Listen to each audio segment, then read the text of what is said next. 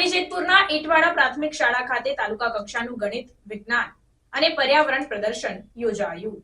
પાવી જેતપુર તાલુકાના ઈટવાડા પ્રાથમિક શાળા મુકામે તાલુકા કક્ષાના ગણિત, વિજ્ઞાન અને પર્યાવરણ પ્રદર્શનનું ઉદ્ઘાટન પાવી જેતપુરના ધારાસભ્ય જયંતિભાઈ રાઠવા તેમજ છોટાઉદેપુરના ધારાસભ્ય રાજેન્દ્રસિંહ રાઠવાના હસ્તે કરવામાં આવ્યું હતું।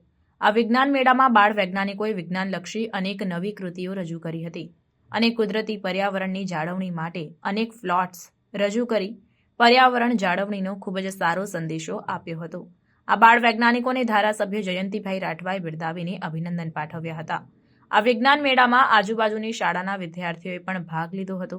આ તકે તેઓની સાથે જિલ્લા પંચાયત સદસ્ય ઉમેશભાઈ રાઠવા, પાવી જેતપુર તાલુકા સંગઠન પ્રમુખ બાબુભાઈ રાઠવા તેમજ તાલુકા પ્રાથમિક શિક્ષણ અધિકારી, બીઆરસી કોર્ડિનેટર, શાળાના આચાર્ય તેમજ શિક્ષકગણ, વિદ્યાર્થીગણ અને ગ્રામજનો ઉપસ્થિત રહ્યા હતા।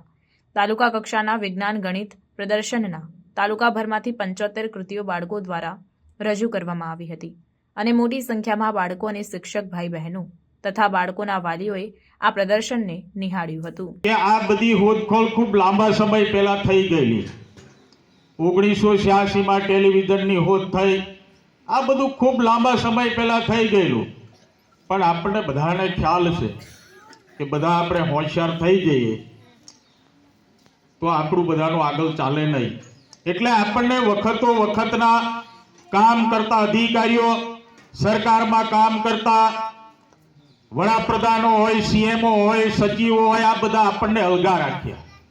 પરંતુ દેશના સન્માનીય મોદી સાહેબ આ રાજ્યના મુખ્યમંત્રી હતા ત્યારથી આપણને અત્યારે દેશના વડાપ્રધાન, આપણને બધાને ખ્યાલ છે કે વિજ્ઞાનને આગળ લઈ જવા માટે બાળકોમાં જે સુસુપ્ત શક્તિઓ પડેલી છે એ શક્તિઓને ઉજાગર કરવા માટે આપણે બધા અહીંયા ઓર્ગેનિક ખેતીની વાત કરી, ખેતીની વાત કરી, શિક્ષણની વાત કરી, સાફ સફાઈની વાત કરી, ત્યારે આખો આપણો ભારત દેશ ઇન્ડિયા, ડિજિટલ ઇન્ડિયા આ બનાવવાનું કામ દેશના પ્રધાનમંત્રી નરેન્દ્રભાઈ મોદી સાહેબે જ્યારે કર્યું છે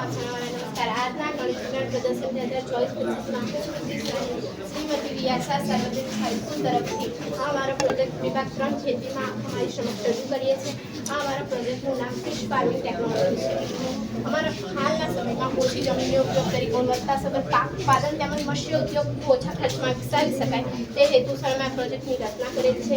અમારો પ્રોજેક્ટ કેટલાક સિદ્ધાંતો પર કાર્ય કરે છે, જેવા કે પ્રકાશ ઉર્જાનું રાસાયણિક ઉર્જામાં રૂપાંતરણ અને વિદ્યુત ઉર્જાનું યાંત્રિક ઉર્જામાં રૂપાંતરણ। અમારો પ્રોજેક્ટ બનાવવા કેટલાક સાધનોનો ઉપયોગ કર્યો છે, જેવા કે લાકડાની પટ્ટી, હાર્ડબોર્ડ, આર્ડિનો યુનો બોર્ડ, સર્વો મોટર, વાયર વગેરે। અમારો પ્રોજેક્ટના કેટલાક ફાયદાઓ છે, જેવા કે જેમ કે ઓછી જગ્યામાં વધુ સારું પાક ઉત્પાદન મેળવી શકાય છે, પછી મત્સ્ય સંરક્ષણ દ્વારા સારા પ્રમાણમાં માછલીનું પ્રમાણ મેળવી શકાય છે।